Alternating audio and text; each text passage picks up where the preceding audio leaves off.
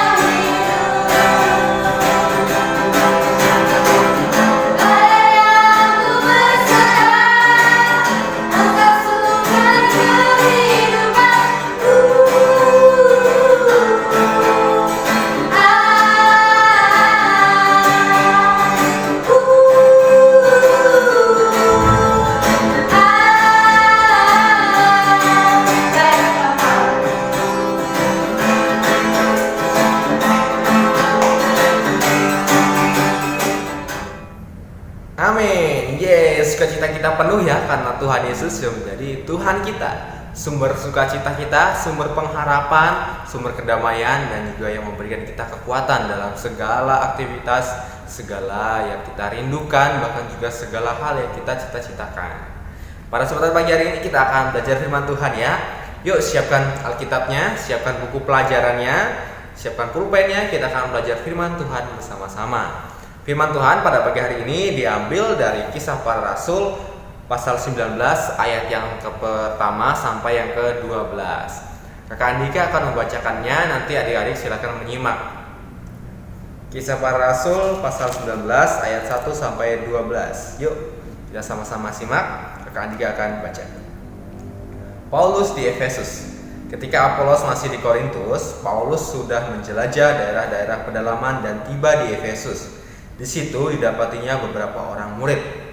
Katanya kepada mereka, "Sudahkah kamu menerima Roh Kudus ketika kamu menjadi percaya?"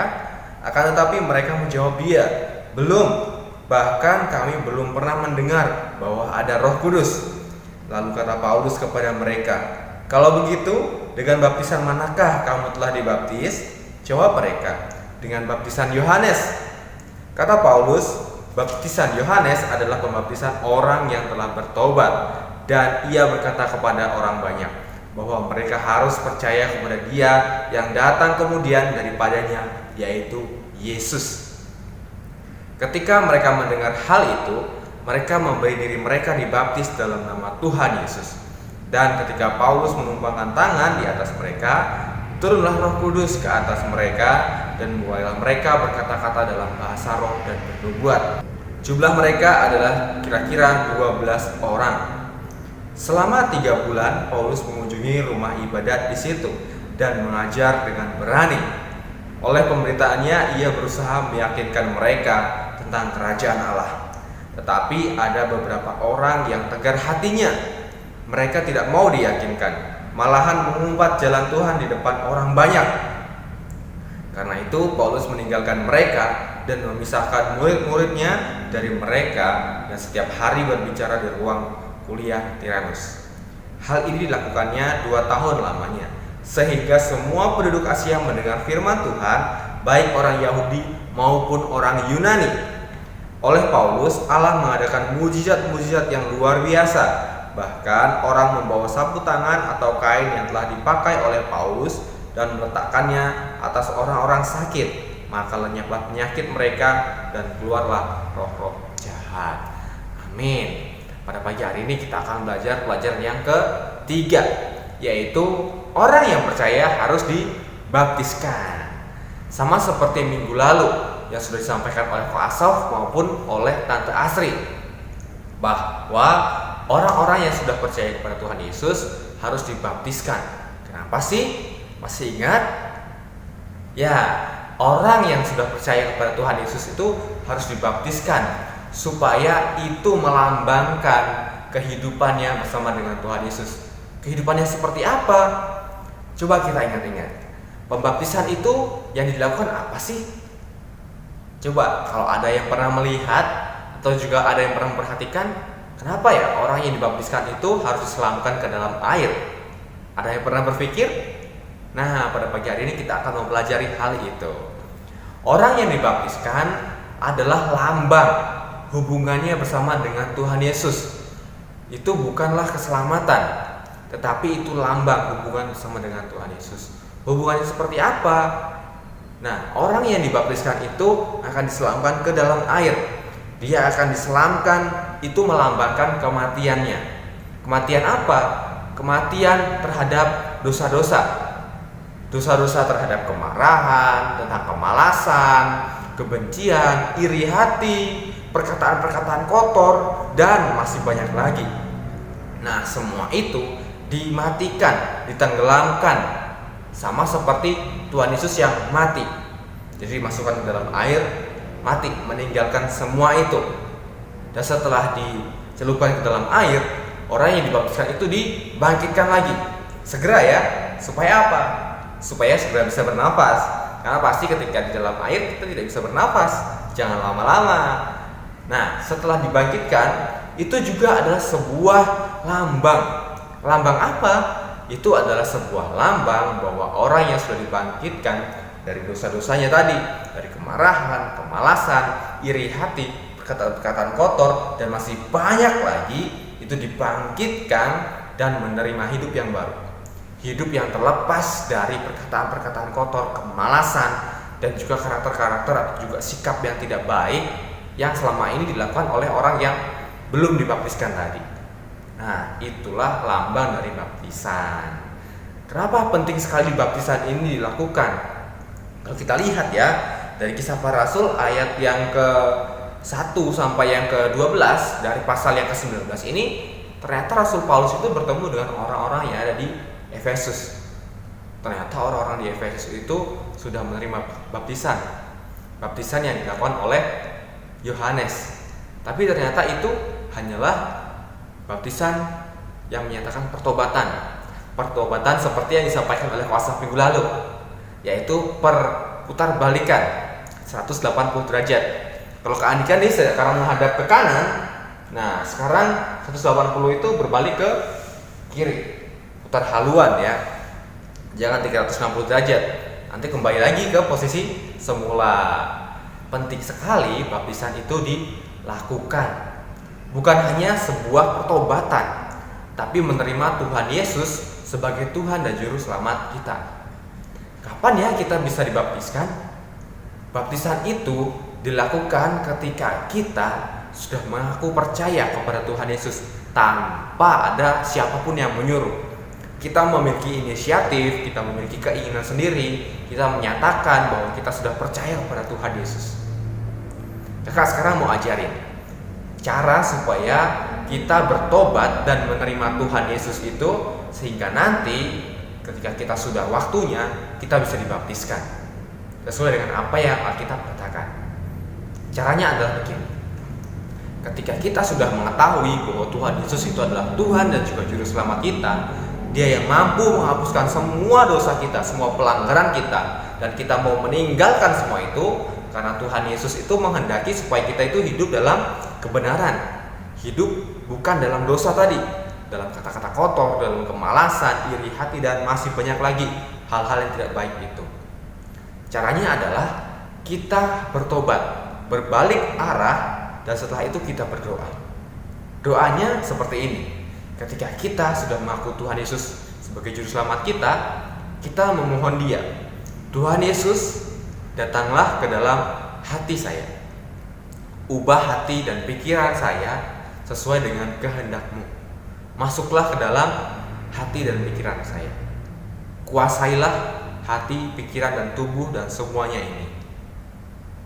Nah, dengan hal itu kita sudah mengizinkan Tuhan masuk ke dalam diri kita, sehingga Tuhan Yesus yang berkuasa atas kita, memberikan kekuatan dalam diri kita, dan Roh Kudus itulah yang berkarya dalam kehidupan kita. Karena Tuhan berjanji, ketika Tuhan memberikan kita Roh Kudus, pasti kita akan bersukacita. Kita tidak takut lagi. Dalam kegelapan kita tidak akan pernah takut lagi, karena Tuhan Yesus melalui Roh Kudus-Nya ada di dalam diri kita. Nah, itulah arti dari baptisan dan juga pengakuan kita bahwa Tuhan Yesus yang sudah menebus dosa kita, yang sudah menghapuskan semua kesalahan kita dan mau memberikan hidup yang baru, ada dalam diri kita. Nah, demikianlah ya, demikianlah firman Tuhan yang bisa kita pelajari bersama-sama. Jadi biarlah Tuhan terus memberikan kita perlindungan, Tuhan yang memberikan kekuatan kepada kita, dan juga memberikan kesukacitaan. Nanti adik-adik yang sudah siap untuk dibaptiskan pada saatnya akan mengerti dan lebih memahami bahwa itulah pentingnya dari baptisan. Amin. Sekarang kita akan belajar bersama-sama, kita akan menghafalkan ayat hafalannya ya. Nanti kalau sudah hafal jangan lupa record dan kirim filenya ke kakak Andika, Koko Asaf, atau juga ke Tante Astri ya. Kakak tunggu nih supaya kita juga sama-sama mengingat firman Tuhan. Ayat hafalan nanti akan ada di layar ini, adik-adik bisa membacanya. Oke. Ya, kita akan baca bersama-sama ya. Ayat hafalan kita pada pagi hari ini diambil dari Kisah Para Rasul 19 ayat yang kelima. Ketika mereka mendengar hal itu, mereka memberi diri mereka dibaptis dalam nama Tuhan Yesus. Sekali lagi ya. Ketika mereka mendengar hal itu, mereka memberi diri mereka dibaptis dalam nama Tuhan Yesus. Amin.